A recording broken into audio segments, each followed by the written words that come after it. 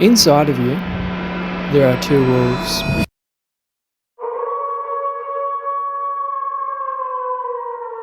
One of these wolves is the lust for power, driven by emotion and disordered attachments. And the other wolf is the desire to do good and avoid evil, driven by reason and a love of the good. The first wolf, the lust for power, is epitomized by the tragic protagonist of the Star Wars prequel trilogy, Anakin, the chosen one, the one predestined to restore balance to the Force and bring order and peace to the galaxy. The second wolf, the virtuous one, is epitomized by the protagonist of the Lord of the Rings trilogy, Aragorn, son of Arathorn, rightful heir to the throne of Gondor, the king destined from of old to rule over the race of men and all Middle-earth. Each wolf is vying for your devotion, and each day you must choose which wolf you're going to feed and which you're going to starve. Aside from sacred scripture, Star Wars and Lord of the Rings are arguably two of the greatest stories ever told. And this is of course excluding the new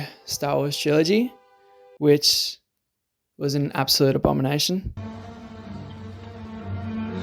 Somehow Palpatine returned. Putting that aside, however, these two iconic characters, Anakin and Aragorn, essentially have the same messianic role in their own respective universes. They are both chosen to be great leaders and are both called to restore peace universally.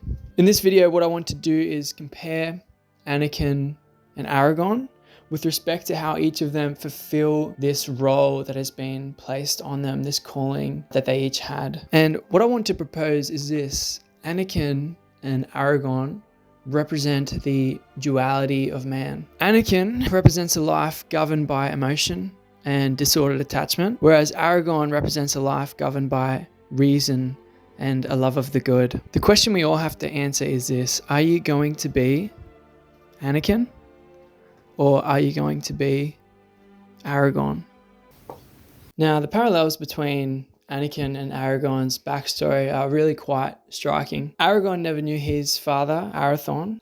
He was killed by orcs when he was only 2 years old. Anakin never knew his father because he didn't actually have one. He was born of a virgin. Anakin grew up a slave under that Gronk Watto. Aragorn, on the other hand, he lived in Rivendell, and he lived with his mother, Gilrain, and with the Elf Lord, Elrond. Both Anakin and Aragorn's mothers died rather tragically. Anakin's mum was killed by Tusken Raiders when he was 19, and Aragorn's mum simply lost the will to live because of the tragedy of her own life, and the tragedy that she foresaw her son, Aragorn, to endure in the future. Aragorn was 26 when his mum died. Now, the contrast between Anakin and Aragorn becomes very clear when we consider their actions once they fall in love. Women, right?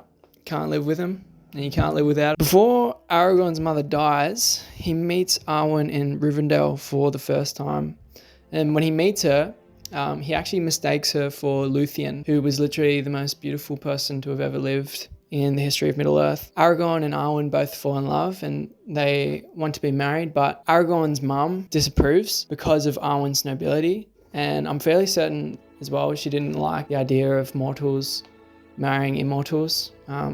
She didn't like mixed race couples, basically. And also Elrond disapproved of the marriage and of their relationship, and he believed that Aragorn had to prove himself worthy before he could take his daughter Arwen in marriage. So after this, Aragorn goes out into the forest, as you do, and he becomes the 16th chief of the Dunedain, or the Dunedain. The Dunedain. Again, that's Dunedain. The Dunedain, where he is known as Strata, quietly protecting the West from the growing threat that is brewing in the East. So his response to this desire he has for Arwen being frustrated is to carry on fulfilling his duties, his obligations that he has. Although he loves Arwen, he doesn't grasp after her at the expense of fulfilling his other duties and obligations. Now, let's contrast this with Anakin. Anakin was 9 when he first met Padme. I know, questionable age gap. Still better than Aragorn and Arwen though.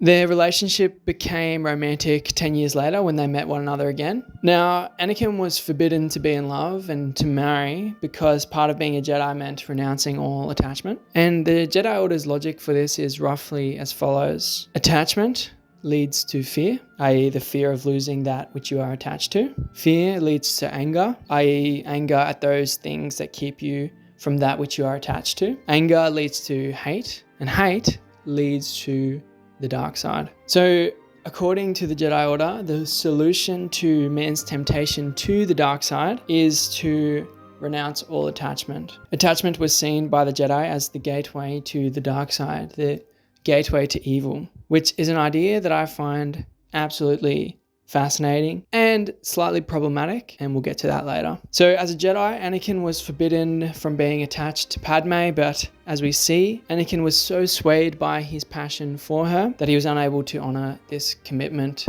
that he made to the Jedi Order. And I'm no psychologist, but if you were to ask me, I would say that Anakin's attachment to Padme was essentially a way in which he attempted to cope with all the trauma of his own upbringing. Not having a father, being raised as a slave with his mother, Shmi, this mother that he watched brutally die at the hands of the Tusken Raiders, having to live in all of that sand. Anakin's upbringing was one of trauma and unmet needs. In Padme, Anakin found solace from all this pain that he had in his heart.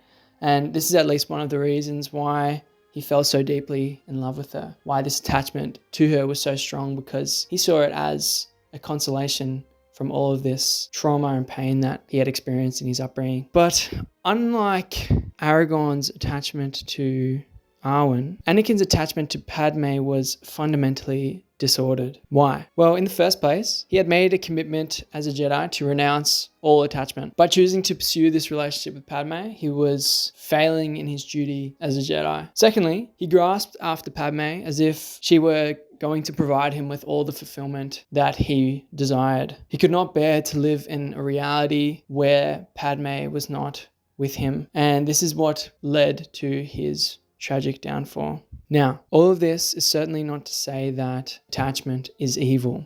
And this is where I really think that the Jedi Order's whole philosophy or spirituality is slightly problematic. As I said before, for the Jedi, all attachments are wrong because of what we said earlier about it leading to the dark side. But I think that this isn't true. And I think the most convincing counterpoint to this kind of idea that attachment is wrong is the character Aragorn. Aragorn clearly has attachments. He is deeply in love with Arwen, as well as his companions in the Fellowship, not to mention all of Gondor and Middle-earth. And we see this visibly in the emotion that he openly expresses, the grief he expresses in loss, the joy that he expresses in consolation. All of these emotions stem from the attachments that Aragorn has. And it's these attachments that he has that drives him to being such a great hero. If he wasn't attached to anything, if Aragorn had no conviction about the way reality ought to be, then he would have never fulfilled his destiny as the King of Gondor. So attachments aren't necessarily evil, but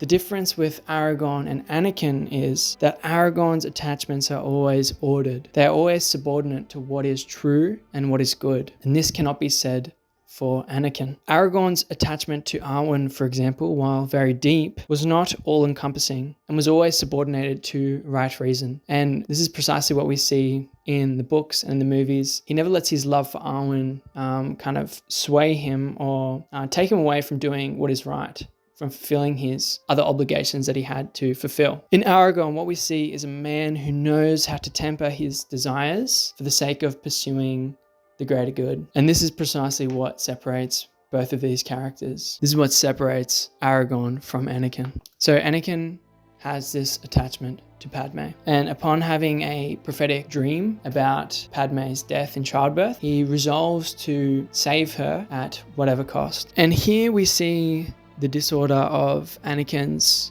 attachment powerfully manifests itself. In his perverse desire to save Padme, he resorts to surrendering himself to the dark side. Anakin cannot submit to a reality where Padme is not alive and present with him, and therefore seeks to exercise control and dominion over reality itself by means of the dark side. Now, this does not mean that the desire to save Padme was wrong in and of itself. What is wrong, however, is the lust for power that Anakin pursues in his attempt of securing this desire. And the cruel irony of this all is that this grasping after the power of the dark side is precisely what leads to Anakin losing Padme altogether.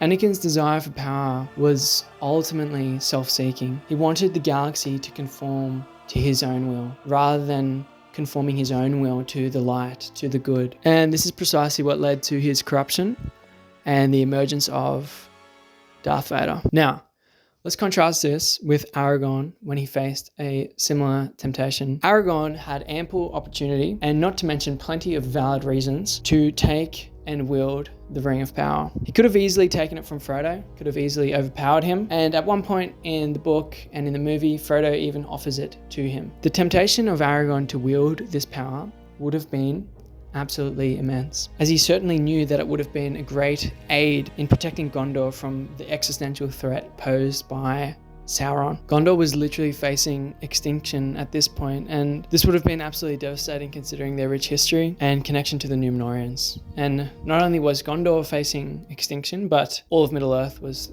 being threatened by this power of Sauron. Aragorn could have easily taken the ring, returned to Gondor as king, absolutely destroyed all his enemies, saved Gondor and Middle-earth, married Arwen, and happy days, right? The solution to all his frustrated desires was right before him for the taking. But he doesn't do this.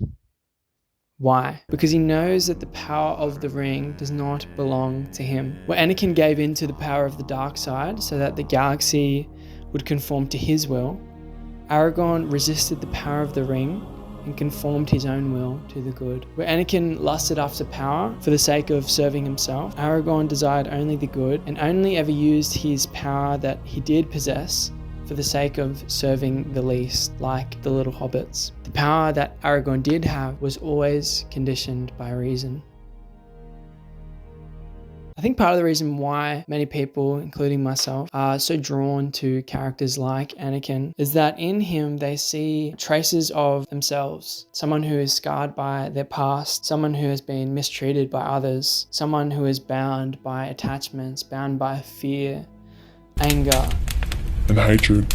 There's a certain degree to which we can all relate with Anakin in this. Despite being one of the most wicked villains imaginable, everyone can at least see the grave injustices that were done to him and can understand his desire for absolute power. On the other hand, I think part of the reason why people, including myself, are so drawn to characters like Aragorn is because they can see in him a person they want to emulate. A man who is not bound by his traumatic past, but is committed to doing what is right, even when all the odds are stacked against him. That's literally like The masculine ideal, as far as I'm concerned. the temptation to abandon goodness and embrace evil is a real temptation that we all face every day. And this temptation only seems to grow the more wicked and evil that the world gets. Considering their respective contexts, both Anakin and Aragorn had reason to embrace evil, to embrace a power that would serve themselves and their own goals. Anakin's fall was when he abandoned hope in the light and gave in to temptation. And Aragorn's glory was holding on to hope and refusing this temptation. This is a choice that we all face every single day. And this is the duality of man.